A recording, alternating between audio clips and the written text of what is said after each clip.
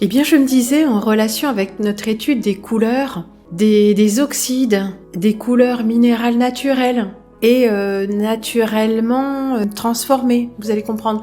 En relation avec tout ceci, je me disais qu'il serait vraiment intéressant de savoir comment les pigments étaient produits. Non pas les pigments animaux ou végétaux, nous avons peut-être évoqué la question un jour ou l'autre, au détour de l'atelier de la lainière, etc. Mais je me disais que ces colorants dits synthétiques, qui sont faits à partir de métaux et d'oxydation, ces pigments ils ne diffèrent sans doute pas de ce que nous trouvons dans tous ces paysages dits naturels, qui nous évoquent la mine, les hautes concentrations de différents sels et oxydes de métaux. Alors on pense au cadmium, au cobalt, le bleu de manganèse, le titane, on pense à tous ces éléments. Et j'ai essayé de me renseigner sur la façon dont étaient produits ces pigments synthétiques. Et le croirez-vous, mais au bout de 2 ou 3 heures, mes idées ne sont pas tellement plus claires. Ça n'a pas été aussi simple que je l'aurais cru de prime abord. Mais ce que j'ai réussi à comprendre en regardant ces courtes vidéos commerciales d'usines chinoises, c'est que l'on peut produire toute la gamme des couleurs à partir d'oxyde de fer. Que les couleurs sont stables, à la fois à la lumière et chimiquement, quel que soit ce à quoi on va les mélanger. Intéressant. Là, il n'est pas question de couleurs d'artistes, mais de couleurs pour le bâtiment, pour la voirie, entre autres bien sûr. Alors nous avons des pigments en poudre qui vont être mélangés à un liant, à un solvant et à une charge pour faire de la peinture. Et ces mêmes pigments peuvent, dans certains cas, mais pas tous, j'imagine, être traités comme colorants teignants de tissus par exemple ou de autres types de matériaux.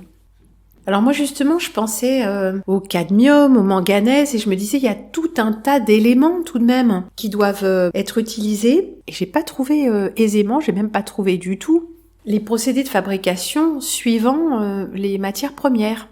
Mais lisons déjà ce nuancier, en tout cas les pigments qui rentrent dans ce nuancier, c'est la maison Leroux. Non, pas la chicorée, mais les pigments de qualité. Ce nuancier est peint à la main. Le croiriez-vous ? Pour être sûr, quand on commande ces pigments, d'avoir vraiment ce qu'on voulait. Alors lisons leur catalogue, ça nous fera déjà prendre contact un peu avec toutes ces couleurs. Et puis, ça va nous donner aussi une idée, à la fois des prix et des matériaux. Titane, zinc, lithopone, blanc de meudon, ça c'est un calcaire, titanate de nickel, 35 €. Alors je sais pas, c'est peut-être les 200 grammes. Jaune de cadmium, jaune de chrome, la palette de tous les jaunes de chrome et de cadmium, suivant comment ils sont traités et chauffés, je suppose. On va jusqu'à l'orangé. Donc cadmium ou chrome, ça va du jaune au rouge. Bon, la garance, c'est un pigment végétal. Cobalt, manganèse. Alors ça, ce sont des bleus, mais selon comment ils sont traités, on arrive jusqu'au violet. Alors l'outremer et le céruléum, je ne sais pas à partir de quoi c'est fait. Phthalocyanine, le bleu de Prusse non plus, tiens, je ne sais pas. Cobalt turquoise. Et le cobalt nous emmène jusqu'au vert. Vert de zinc, vert de cobalt, oxyde de chrome. Terre verte naturelle, ça c'est comme son nom l'indique, naturel. Et là nous arrivons dans des pigments beaucoup moins chers qui sont des couleurs de terre. C'est-à-dire que c'est la terre qui a produit ces couleurs-là. Et que pour obtenir les nuances d'ocre rouge, il suffit de chauffer ces ocres jaunes ou ces cyanes. Mais nous allons surtout nous intéresser aux pigments synthétiques. Alors qu'est-ce qu'un pigment synthétique ? Ça c'est la Société des ocres de France, il me semble. Nos pigments synthétiques sont obtenus par des réactions thermiques ou chimiques, donc la chaleur ou les mélanges de produits chimiques. Ils peuvent aussi être des pigments azoïques, des phthalocyanines, des quinacridones, mais tous partagent un point commun, ils sont sans danger pour la santé et ou l'environnement. Donc synthétique ne veut pas dire forcément polluant. En général, les pigments synthétiques ont un très bon pouvoir colorant, mais une résistance moyenne aux UV, contrairement aux pigments naturels. Oui, alors ça, n'est pas toujours vrai, mais bon. Nous allons apprendre dans un instant ce que sont ces pigments azoïques et phthalo, etc. Alors ça, on part des ocres. Alors si la rangée du haut est tout à fait naturelle, ou en tout cas semble naturelle, en dessous on voit bien qu'il y a eu des petits trafics. Et que même les couleurs naturelles, telles la terre verte de Nicosie, on voit c'est une reproduction. Ce sont des couleurs synthétiques. Pigments oxydes synthétiques. Les pigments synthétiques, contrairement aux pigments naturels que l'on trouve directement dans la nature, sont des pigments créés de manière artificielle. Leur teinte est plus vive. Oui, il y a une virgule, la phrase est bizarrement construite, excusez-moi, j'ai été prise de court. Ils peuvent soit imiter les couleurs des pigments naturels, comme on vient de le voir, soit être conçus pour créer une teinte nouvelle. Voyez, je fais toute chose nouvelle. C'est une citation Malte à propos de l'Évangile, avec aussi une liaison Malte à propos au passage. Les pigments oxydes synthétiques sont créés à partir de réactions issues de la chimie ou de réactions de cuisson entre différentes matières. Alors, un petit mot, que sont les pigments ? Ce sont des particules colorées finement broyées qui restent en suspension dans un liant pour former une peinture ou un support de dessin. Contrairement aux colorants, les pigments sont insolubles et donnent des couleurs stables et durables. Donc ce sont des éléments, des poudres très fines en suspension. Alors il y a plusieurs types de pigments organiques, inorganiques et naturels. Les pigments organiques, à base de carbone, offrent des couleurs brillantes, souvent avec une transparence élevée et un potentiel de glaçage. Donc transparence. De nombreuses matières synthétiques modernes présentent une excellente résistance à la lumière. Organique ne s'oppose pas à synthétique. Ah ouais. Exemple, quinacridone, phthalocyaline, violet de dioxazine. Bon d'accord, donc ça peut être organique et synthétique. Pigments inorganiques. Généralement d'origine minérale, les pigments inorganiques offrent une opacité, une stabilité, une résistance à la lumière élevée, souvent au détriment de l'éclat. Exemple, blanc de titane, couleur au cadmium, bleu outre-mer, oxyde de fer. Et les pigments naturels, issus de minéraux, de plantes ou d'animaux, les pigments naturels apportent des teintes et des textures uniques, bien qu'ils n'aient souvent pas la durabilité des produits modernes. Ce ne sera pas l'objet de notre étude aujourd'hui. Enfin, issus de minéraux, oui, bien sûr. Exemple, ocres et siennois, terreux à base de fer, et indigo, bleu profond d'origine végétale, avec toute une transformation chimique. Bon, là, nous sommes quand même dans des pigments de beaux-arts, Alors revenons à nos produits synthétiques. Les pigments organiques de synthèse, oui c'est ça, organiques de synthèse, sont des molécules à base de carbone, donc organiques, fabriquées à partir de composés pétroliers, d'acides et d'autres produits chimiques, généralement sous l'effet d'une chaleur ou d'une pression intense. Vous avez entendu ? À base de carbone, sous l'effet d'acide ou autres produits chimiques et généralement sous l'effet d'une chaleur ou d'une pression intense. Ça peut évoquer la mine. Chaleur, avec des explosions ou des extractions faisant appel à la chaleur, ou la chaleur présente dans le sous-sol, je ne sais pas, Et puis des réactions chimiques, comme les gaz de schiste, là on injecte des produits chimiques, vous voyez. Les techniques de production industrielle de ces substances ont été inventées après 1860, marquant le début de l'ère moderne des colorants grand public. Bon voilà, ça ce sont des colorants, et non pas des pigments. On est sur des échantillons de soie, là. Avec de l'indigotine, c'est les bleus, et de l'alizarine, ce sont les rouges et les roses. Alors, les pigments de synthèse ont d'abord commencé par reproduire les pigments naturels, comme les deux qu'on vient de voir. Donc, petit rappel, ils sont pour la plupart issus de la chimie du pétrole, basés sur des liaisons carbone, ou réalisés à partir d'oxydes de fer artificiels, des oxydes de fer artificiels. Donc, on prend du fer, et on oxyde ce fer artificiellement. Nous avons 6 grandes familles de pigments de synthèse que nous allons détailler. Les azoïques, les couleurs de Mars, les phthalocyanines, les périlènes, les quinacridones, les DPP ou pyrroles. Les pigments de synthèse azoïques représentent la plus grande famille de pigments, caractérisés par une structure moléculaire composée de plusieurs liaisons doubles azote-azote, d'où leur nom azoïque.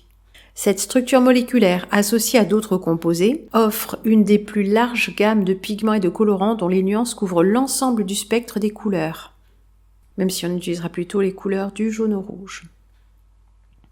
Deuxième famille, les couleurs de Mars. Pourquoi de Mars ? En référence au fer.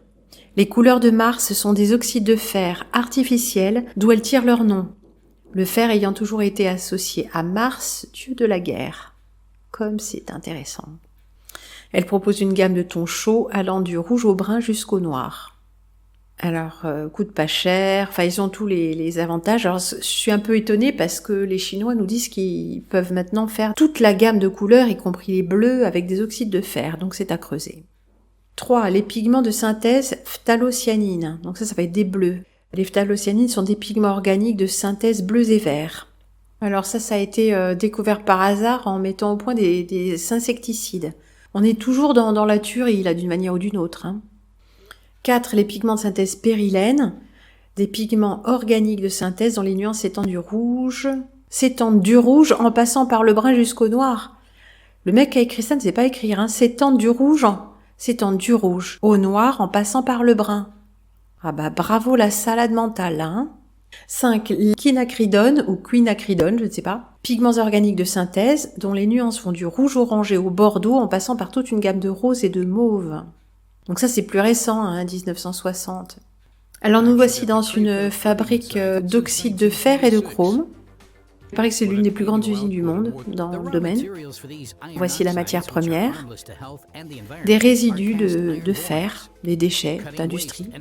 Et il nous parle aussi de dioxyde de titane, mais je crois que j'ai loupé un petit peu quelques trucs, c'est en anglais. Vous serez peut-être étonné d'apprendre que ce n'est pas polluant. Ces produits-là ne sont pas polluants, d'autant que ils font très attention à leur rejet d'eau et à leur procédé de fabrication. Nous voici au stade de la synthèse. Ça se fait avec de l'eau, des oxydes de fer et des sels, lesquels je ne sais pas.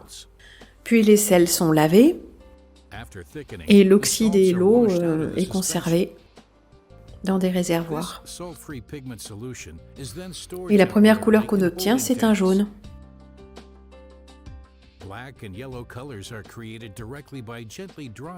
L'oxyde de fer rouge est obtenu par calcination à 800 degrés.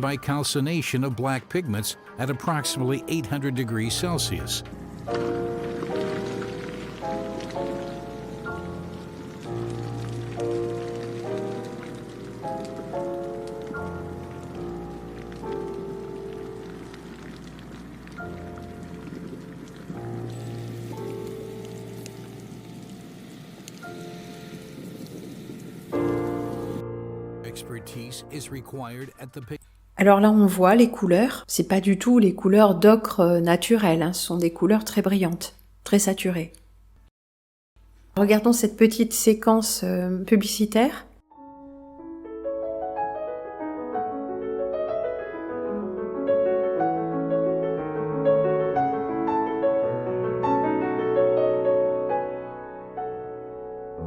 Là, on a vraiment toute la gamme, n'est-ce pas, des couleurs. Pigments d'oxyde de fer.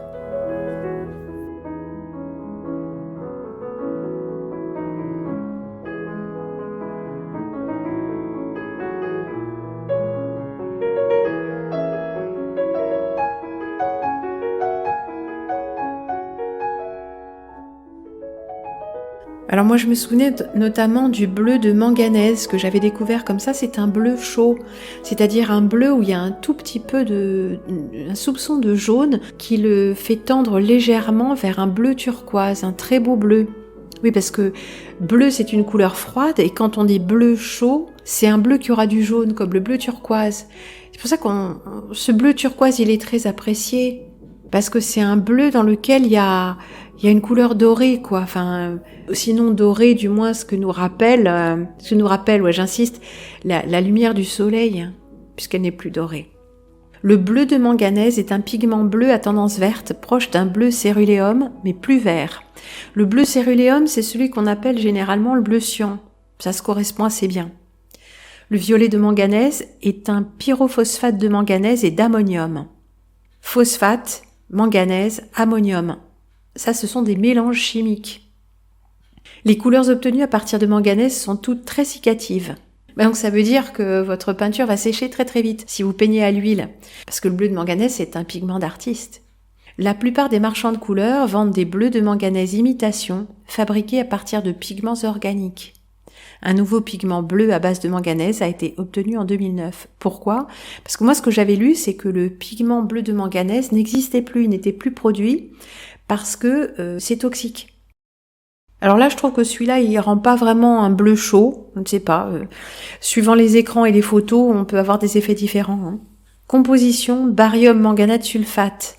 Alors, il y a du barium, du manganèse et du soufre. Oui, transformé. Et regardez le prix, 35 €. C'est ça qui m'a amené aux couleurs Leroux. La manufacture Leroux est certainement un des derniers fabricants de couleurs au monde à proposer ce bleu, car le pigment n'est plus produit depuis au moins 20 ans. Et regardez, un utilisateur, ça date de plusieurs années, c'est cette couleur qui m'a fait connaître la maison Leroux, ne l'ayant trouvée qu'ici. Cette teinte dépasse mes espérances. Merci beaucoup. Merci pour votre commentaire, répond la maison Leroux. Nous sommes heureux de pouvoir partager avec vous ce pigment unique qui sera sous peu classé dans la collection des pigments rares. Bien cordialement, la manufacture. Oui, il y a des amateurs pour un peu tout.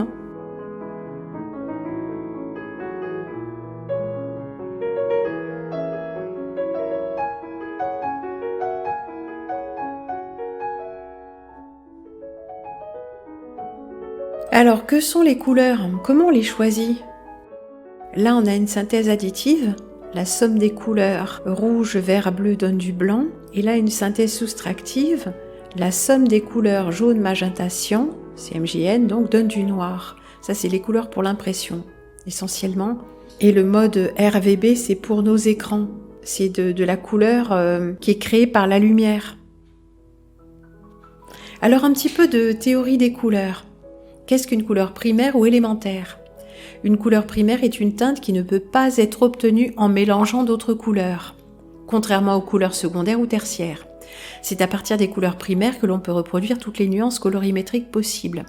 Alors là, on est dans la matière, dans les couleurs matière. On n'est pas dans les couleurs de l'écran. C'est-à-dire que si vous avez de l'orange, vous pourrez mélanger tout ce que vous voulez avec cet orange, vous ne retomberez jamais sur du jaune ou sur du rouge. Il existe deux méthodes distinctes pour définir le concept de couleur primaire. Celle utilisant les faisceaux lumineux, celle qui s'appuie sur le mélange de matières pigmentées. Synthèse additive, modélisation RVB, rouge, vert, bleu. Si l'on se réfère au procédé qui combine différentes lumières colorées, à savoir les projecteurs de salle de spectacle ou plus communément les écrans, les trois couleurs primaires sont le rouge, et là vous avez un code hexadécimal, FF et 4 0, le vert, 00 8 000, le bleu, quadruple 0, FF. L'addition de ces trois lumières colorées produit la lumière blanche, tandis que le noir est obtenu par une absence totale de lumière. Donc blanc et noir, on n'aura que des 0 ou que des F, je suppose, je ne sais plus exactement. On parle de synthèse additive, puisque l'on part du noir par défaut, auquel on ajoute des lumières teintées jusqu'à obtenir la nuance désirée. Synthèse soustractive, modélisation CMJN, cyan, magenta, jaune. Dans le domaine de la photographie argentique ou de l'impression couleur, on utilise la matière pigmentée opaque et non de la lumière. Et oui, parce que pour la photographie argentique, c'était des petits grains en suspension dans une émulsion. Si l'on conserve comme base le rouge, le vert et le bleu, l'absence de lumière ne permet pas d'obtenir des teintes assez claires et différenciées. On tend très vite vers le marron ou le noir. C'est pourquoi les trois couleurs primaires qui permettent d'obtenir toutes les autres teintes sont différentes pour l'impression. Et bien sûr, la peinture. Là, on est dans un site sur les arts graphiques, donc l'impression essentiellement. On utilisera donc le bleu cyan 00 quadruple F, le rouge magenta FF 00 FF, le jaune quadruple F 00. En peinture, nul besoin d'investir dans une palette de couleurs incroyablement fournie. Si vous possédez ces trois couleurs de base, vous pourrez créer n'importe quelle nuance. Non, il faudra du noir. Et suivant qu'on utilise de l'eau ou un solvant quelconque, ou bien du blanc pour aller vers des couleurs plus claires, suivant qu'on veut une couleur transparente ou opaque, il faudra ajouter le blanc. Donc ces trois couleurs et puis les deux valeurs que sont le noir et le blanc, qui sont représentés par la lumière et l'absence de lumière quand on travaille avec des écrans, mais quand on travaille dans la matière, il va falloir amener de l'ombre avec le noir et aller vers les tons pastels avec le blanc. Et par exemple, si on prend le code couleur CMJN, le premier numéro ce sera le bleu qui s'appelle cyan, le deuxième le rouge magenta, le troisième le jaune et le quatrième le noir.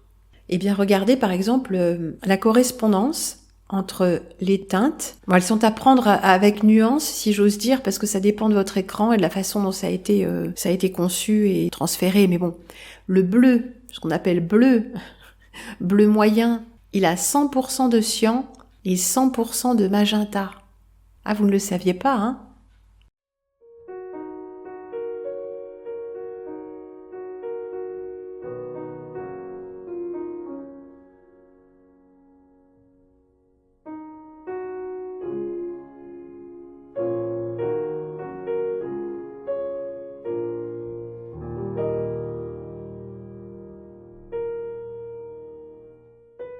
Et puis nous avons toutes les nuances. Bleu azur. Nous avons 2 tons de bleu azur. Il y a 2 choses qui peuvent s'appeler bleu azur. Parfois même il est plus brillant ou plus clair. Le bleu azur, c'est censé être le bleu du drapeau d'Israël, par exemple. Nous avons 2 bleus céruléens différents, avec des valeurs différentes.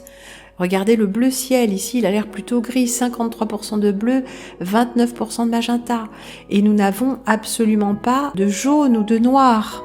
Sauf, alors bleu des mers du Sud par exemple, nous avons 100% de cyan et 20% de noir. Je crois pas, à mon avis ils se sont trompés, c'est 20% de jaune.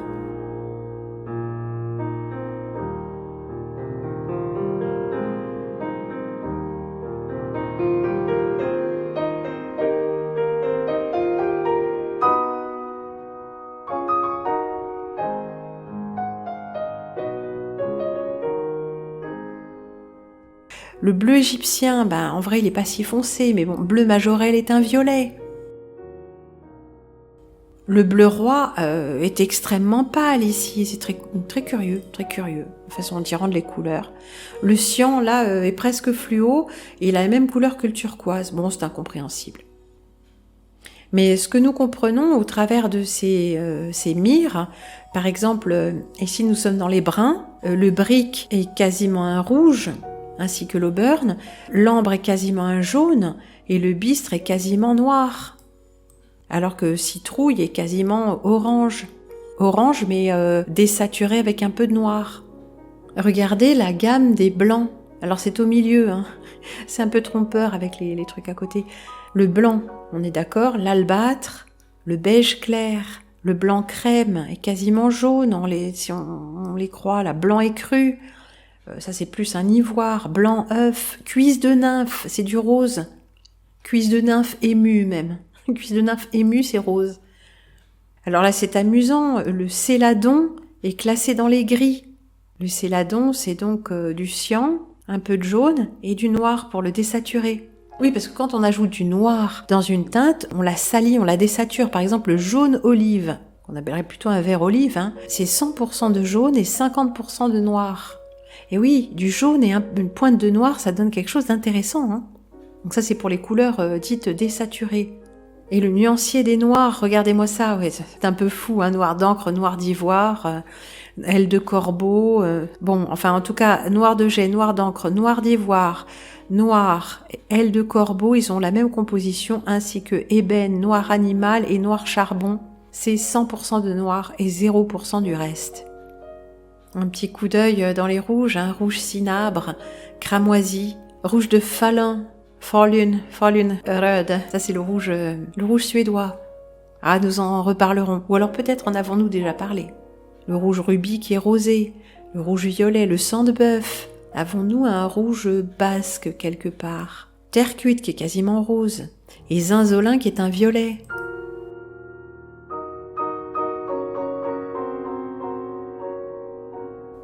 Voici la notion de teinte à partir d'un magenta en allant jusqu'au noir. Voici les valeurs du magenta en allant de la couleur pure jusqu'à la teinte désaturée totalement qui nous amène au noir. Même chose pour un bleu indigo. Couleurs secondaires et tertiaires. Alors, allez-en croire, voilà les couleurs. Un orange moyen, un vert moyen, et ça c'est pas un violet, c'est un rose, hein. C'est un peu étrange tout de même.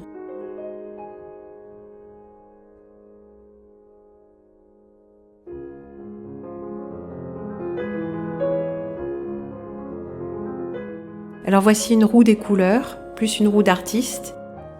Et là, ce qui nous est décrit comme jaune, rouge, magenta et bleu cyan, c'est vraiment un rouge. Là, c'est pas un magenta et c'est pas tout à fait un bleu cyan. C'est ce qu'on appelle un bleu. Là, c'est les couleurs qu'en peinture, on appelle rouge et bleu. Parce que jaune, magenta et cyan, c'est ça. Et si vous regardez, le rouge est constitué de l'intersection du jaune et du magenta. Et oui. Et le bleu, ce bleu-là, est constitué de l'intersection du cyan et du magenta. Quant au jaune, il reste jaune. Alors les couleurs secondaires, nous les connaissons tous. Et avec ces 3 couleurs primaires et 3 couleurs secondaires, nous avons l'arc-en-ciel. Et oui, mais il n'y a pas l'indigo. Et ben ça, ce serait presque un indigo. Et ben dans ce cas-là, il n'y a pas le bleu ciel. Mais les couleurs de l'arc-en-ciel sont un découpage arbitraire. On ne parle pas de jaune citron, c'est-à-dire un jaune très légèrement bleu, une touche de bleu dans le jaune, et nous avons un jaune froid. Et oui, une touche de rouge dans un vrai jaune, et nous n'avons pas un orange, mais un jaune d'or. Une touche de bleu dans le rouge, qui est lui-même l'intersection du jaune et du magenta, et nous avons un carmin. Oui, le rouge carmin a une touche de bleu. Et puis ce fameux violet, tirera-t-il sur le bleu ou sur le pourpre? Voyez? Et notre bleu moyen, une touche de jaune et voici un bleu chaud. Dans le rouge, 2 touches de jaune le feront tendre vers un vermillon capucine. Cette nuance si particulière qui n'est ni un orange soutenu ni un rouge clair. Vous savez, le rouge clair du coquelicot. Et oui, comment voyons-nous les couleurs? Où choisissons-nous de mettre la barre? Mais parlons justement des couleurs tertiaires. Alors tout ça, bien sûr, c'est arbitraire. Ou pas, puisque les couleurs lumière ne peuvent pas être arbitraires. Ou alors si?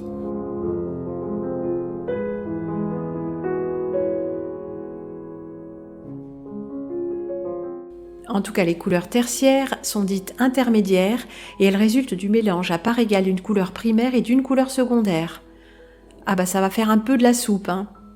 Enfin, non, pas encore. Exemple, marron, orange ajouté au bleu. Et oui, pour faire du marron, on ne mélange pas du rouge et du noir. On désature la couleur. C'est-à-dire qu'on s'éloigne des tons purs.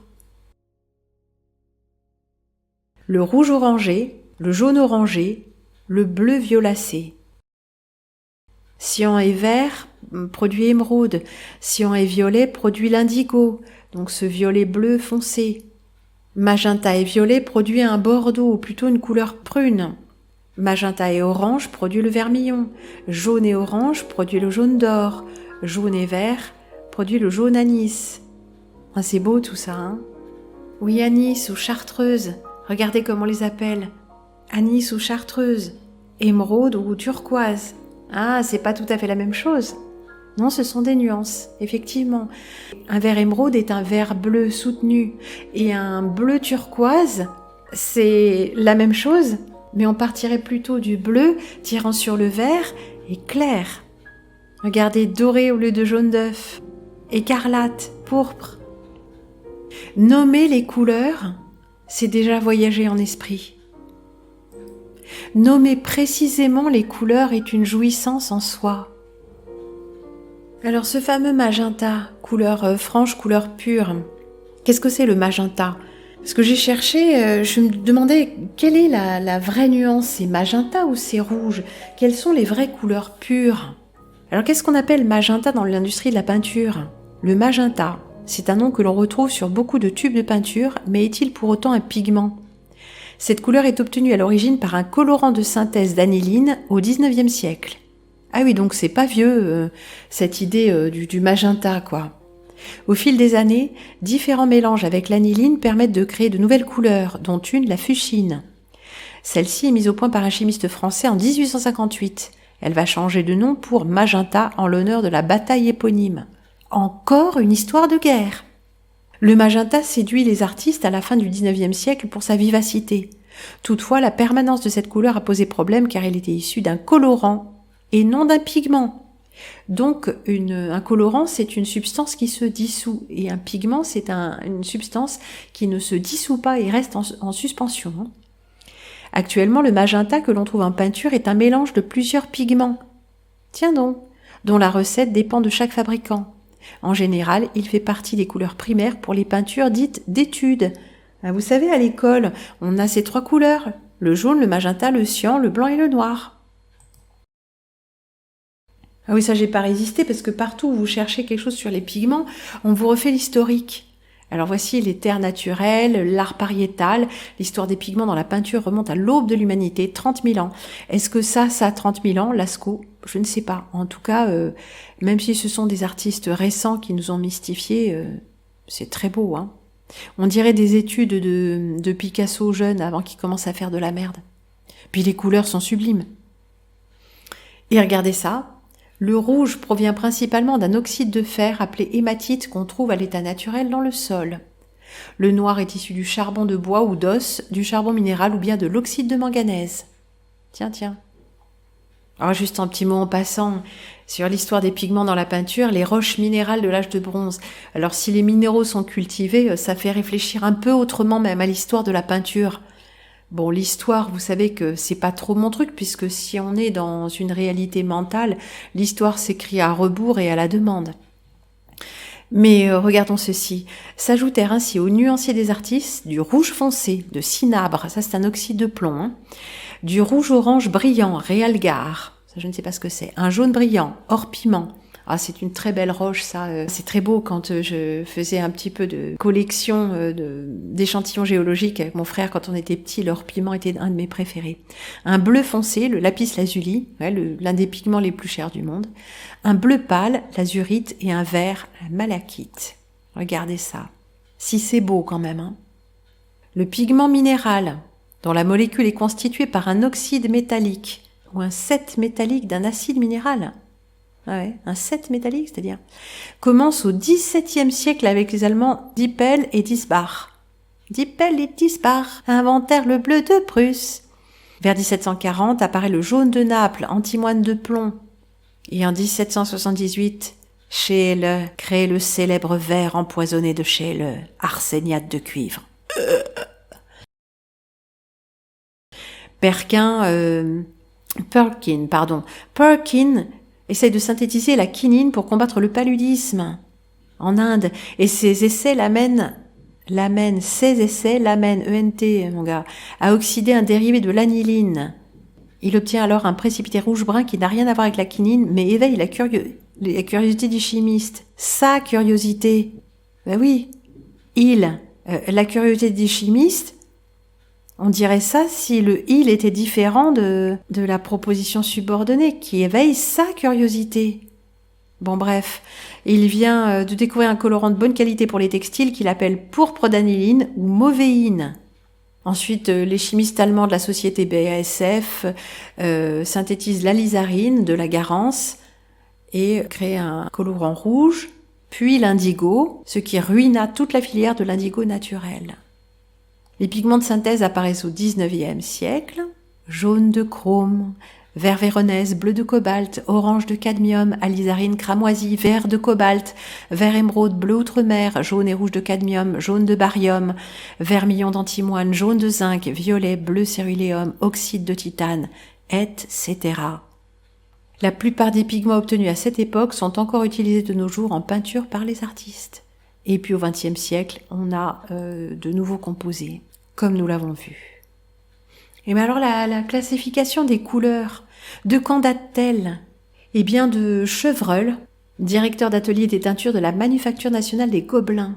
Le chimiste propose d'assujettir les couleurs à une nomenclature raisonnée en les rapportant à des types classés d'après une méthode simple, accessible à l'intelligence de tous ceux qui s'occupent des couleurs, soit à un point de vue purement scientifique, soit à un point de vue d'application.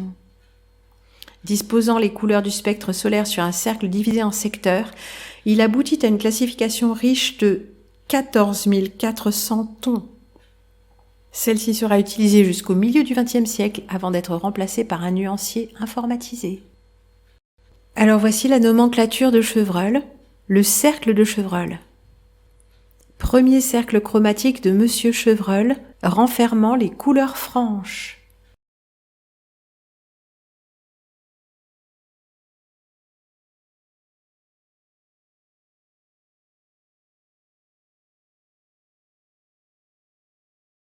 Nous avons parlé du chrome, il me semble, en parlant du fer. C'est Nicolas Vauquelin, maître de Chevreul, qui découvrit à partir d'un échantillon de crocoïte, un échantillon de crocoïte qui est du chromate de plomb des collections du muséum, un nouveau métal auquel il donna le nom de chrome. Chrome, ça veut dire couleur, vous savez ? Terme d'origine grecque signifiant couleur. Oui, j'aurais pu lire la phrase jusqu'au bout. Cette dénomination est due à ces sels dérivés, tous colorés de diverses façons, alors que le métal lui-même n'a pas de couleur. Alors nous avons vu au passage, quoique assez succinctement, la théorie des couleurs primaires, secondaires, tertiaires, un bref coup d'œil également sur les couleurs complémentaires. Les couleurs complémentaires, c'est intéressant. Que sont les couleurs complémentaires ? Déjà, bref retour, qu'est-ce qu'une couleur primaire ou élémentaire ? Parce qu'on va en avoir besoin pour les complémentaires, vous allez voir. Une couleur primaire est une teinte qui ne peut pas être obtenue en mélangeant d'autres couleurs élémentaires, contrairement aux couleurs secondaires ou tertiaires. C'est à partir des couleurs primaires que l'on peut reproduire toutes les nuances colorimétriques possibles. Oui, on va parler couleurs complémentaires, et pour parler de couleurs complémentaires, on doit parler de couleurs primaires. Et inversement, j'allais dire. Vous allez comprendre. Il existe deux méthodes distinctes pour définir le concept de couleur primaire. Celle utilisant les faisceaux lumineux, celle qui s'appuie sur le mélange de matières pigmentées. Ça, c'est ce qu'on a vu. La synthèse additive et la synthèse soustractive. Mais nous, on va se focaliser sur qu'est-ce qu'une couleur pure, une couleur élémentaire, une couleur qui, 1, ne peut pas être obtenue par un mélange, et 2, peut se mélanger avec toutes les autres couleurs. Alors, est-ce que c'est cyan, magenta, jaune, les vraies couleurs complémentaires, comme nous l'avons vu ? Parce que nous l'avons vu, n'est-ce pas ? Eh bien, nous allons être amenés à nuancer, et ce avec un peintre qui se pose la question, quels sont les vrais complémentaires et en quoi est-ce important en tant que peintre ? Important ou pas important à l'usage, parce qu'on s'adapte toujours. Alors, les couleurs complémentaires, et vous voyez qu'ici les couleurs sont fausses, les couleurs complémentaires utilisent les deux notions de couleurs primaires et secondaires. Secondaire, c'est le mélange des trois couleurs primaires. 1 avec 2, ici orange, 2 avec 3, ici violet, 1 avec 3, ici le vert. Donc nous avons 3 couleurs primaires, 3 couleurs secondaires. Nous n'allons pas jusqu'au tertiaire, non. Nous allons faire des couples primaires-secondaires d'une façon très simple. Nous allons dire 1, 2, 3 pour les couleurs primaires, A, B, C pour les couleurs secondaires. Et nous allons composer des couples avec un chiffre et une lettre. La couleur 1, primaire, est ici un jaune. Et cette couleur primaire va s'opposer à la couleur secondaire composée des deux autres couleurs primaires. C'est-à-dire que ici, 1 s'opposera à 2 et 3. 2 et 3, c'est notre couleur B, le violet. Donc on aura 1, B. 2, le rouge va s'opposer au mélange du jaune et du bleu, qui sera le vert C. Donc on aura 2C, et je vous fais pas un dessin, vous savez déjà tout ça, 3A. Voici nos couples de complémentaires.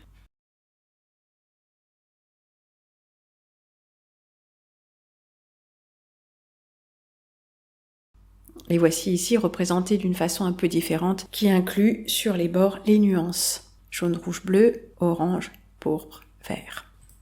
Alors on peut le dire autrement, les couleurs complémentaires, sur le cercle chromatique, vous voyez que c'est un hexagone, c'est intéressant, l'arc-en-ciel aurait 7 couleurs, le chiffre parfait. L'arc-en-ciel du diable n'en aurait que 6 selon le père Marie-Emmanuel, là. Vous vous intéresserez à lui si vous voulez. Tiens. Et oui, parce qu'à 7, ça marcherait pas, on n'aurait pas d'opposition rythmique. Ah, mais c'est compliqué tout ça, On peut aussi partir d'une croix. Ouais, une croix comme la rose des vents, avec les couleurs chaudes, les couleurs froides et les couleurs intermédiaires. Il y aurait plein de choses à explorer de façon à décloisonner notre esprit par rapport à une représentation symbolique du monde. Et les couleurs en fait de symboles, c'est pas mal du tout. Mais poursuivons. Sur le cercle chromatique, chaque couleur se trouve à l'opposé, c'est-à-dire en face de sa couleur complémentaire. C'est ce qu'on vient de voir. Le jaune, la couleur 1, est à l'opposé du violet qui est composé des deux couleurs adjacentes. Donc une espèce de Y. Tiens, c'est intéressant. La couleur complémentaire d'une couleur chaude est une couleur froide et vice-versa. Ah, c'est bien fait. Hein. Là, on est dans une espèce de version colorée du yin et du yang, si vous réfléchissez bien. Par exemple, à l'opposé du bleu, on trouve la couleur orange, etc. Ces couleurs complémentaires, parce qu'elles se renforcent mutuellement et se mettent en valeur ensemble, chacune des couleurs fait ressortir l'autre sur une production. Par exemple, le rouge est plus rouge s'il est accompagné du vert. Oui, il y a des effets de contraste, des effets de contraste visuel qui sont évidents. Il y a plein de façons de mettre en évidence ces choses-là. Il y a des livres consacrés à la question qui proposent des exercices visuels, enfin des expériences visuelles.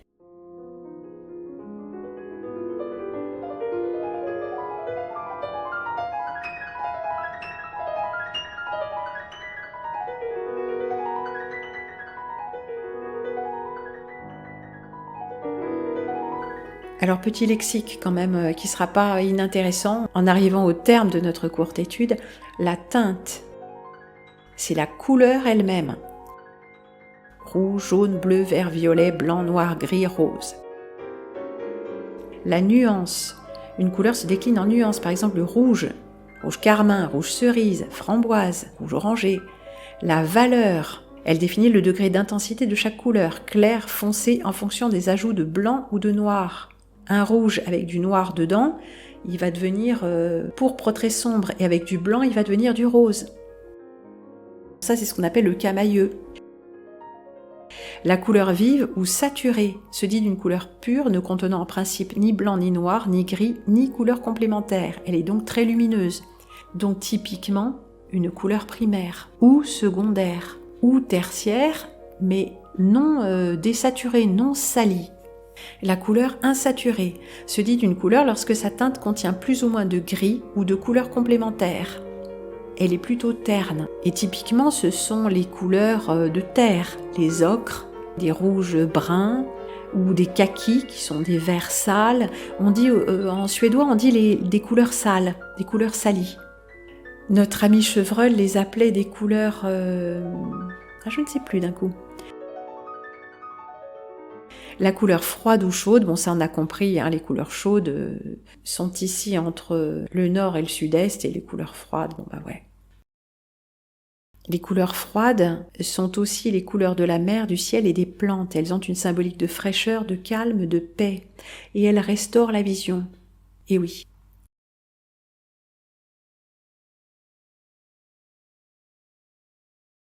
Alors intéressons-nous à notre ami, le peintre de la chaîne Florent Farge. Alors, il s'exprime en anglais, mais moi j'ai l'impression qu'il est français. Mais qu'importe, n'est-ce pas? Qu'est-ce que ce monsieur a à nous apprendre? Alors, il nous parle de la théorie des couleurs de Itten, avec ce rouge, ce jaune et ce bleu. Donc, c'est faux, hein, ces couleurs ne sont pas des couleurs pures. On était plutôt sur un cyan, magenta et jaune, qui ne sont pas, selon notre ami, des vraies couleurs. Ceci dit, ces couleurs fonctionnent en peinture assez bien. Si on mélange ce rouge qui n'est pas une couleur pure avec ce jaune qui n'est pas le jaune pur, on obtient un orange très passable. Ainsi de suite pour les bleus, ceci n'est pas un cyan, ce n'est pas un bleu pur, et on obtient des couleurs tout à fait utilisables en peinture, évidemment. Mais voici l'exercice proposé. C'est un exercice de persistance rétinienne, d'image résiduelle. Rappelons qu'une couleur primaire, vraiment élémentaire, c'est une couleur qui ne peut pas être obtenue par aucun mélange et une couleur qui peut se mélanger à toutes les autres couleurs.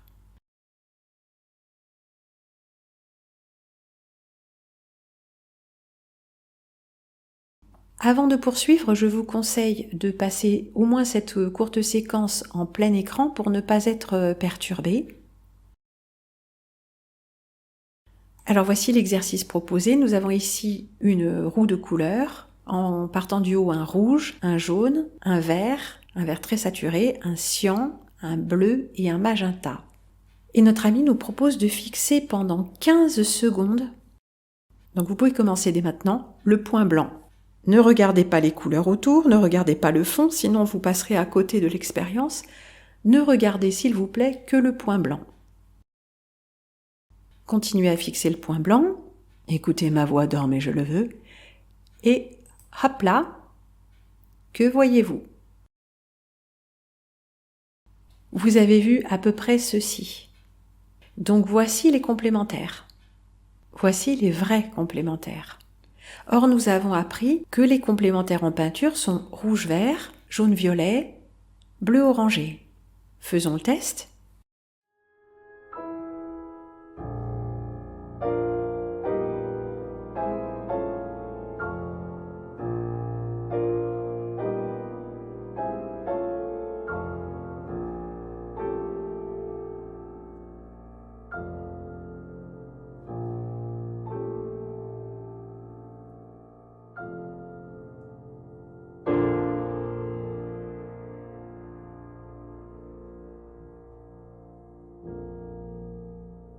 Si nous faisons le test, nous ne retomberons pas sur ces mêmes couleurs mais inversées. Pas du tout, nous aurons d'autres teintes.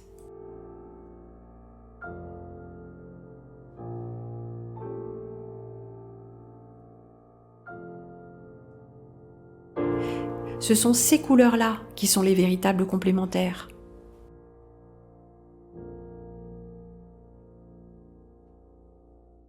L'opposé du rouge, c'est le cyan. L'opposé du vert saturé, c'est un magenta saturé. L'opposé du bleu indigo est un jaune neutre ou froid. Et ceci peut être mis en évidence par la simple expérience de l'image résiduelle obtenue par persistance rétinienne. Notre ami nous précise que ceci n'est pas dû au fait que nous utilisons l'écran, qui fonctionne en rouge, vert, bleu et perturbe notre vision. Pas du tout. Cette expérience peut être réalisée en observant des couleurs qui ont été peintes sur une feuille de papier, comme ici. La phase de fixation des couleurs, et après rapidement on retire le petit carton coloré et on fixe la feuille blanche. Et notre ami a adapté cette roue de couleurs de façon, nous explique-t-il, à donner plus de place à la gamme des tons chauds qui sont plus importants en peinture, parce qu'ils sont plus importants dans le vivant. Alors il y a beaucoup de bleu de ciel et et beaucoup de bleu de la mer quand on est à la mer et beaucoup de vert quand on est dans des pays où la végétation pousse, mais les tons des êtres vivants ne se situent pas majoritairement dans la gamme des couleurs froides. Donc il faut augmenter un petit peu la gamme des couleurs chaudes. Bon, c'est ce qu'il nous explique. Donc voici les couleurs chaudes, les couleurs froides et les couleurs intermédiaires, c'est-à-dire des bleus chauds aux verts chauds, des roses froids aux roses chauds. Rappelons que le mélange de deux couleurs complémentaires donne un gris neutre, et selon les couleurs qu'on utilise, ce sera plus ou moins sensible parce que les couleurs pigments que nous utilisons ne sont pas des couleurs pures en général, et que c'est là qu'il faut commencer à s'adapter. En tout cas, la théorie des couleurs, qu'elles soient rouge, vert, bleu ou cyan, magenta, jaune, n'est pas tout à fait exacte. Et la façon la plus simple de le mettre en évidence, c'est cet outil ultra perfectionné que nous possédons tous, on va dire, à quelques exceptions près, l'œil. Et pourtant, il fallait cette toute petite mise en place, un papier coloré, une feuille blanche, suffisamment d'attention soutenue pendant un petit laps de temps, c'est-à-dire qu'il nous fallait la recette de l'expérience. Souvenons-nous toujours que seule l'expérience vécue est transformatrice. Elle nourrit à la fois notre intellect et notre capacité d'analyse et de synthèse, et notre âme, notre part intuitive qui, elle, voit déjà et sait déjà ces choses-là, mais ne peut pas les communiquer à l'intellect. La façon pour l'âme de communiquer avec l'intellect, c'est toujours l'expérience vécue. Comme disait l'autre, expérience vécue égale transformation. Chaque expérience vraiment vécue, avec attention et présence, est en soi un acte de transformation initiatique. Chers amis, pensez-y.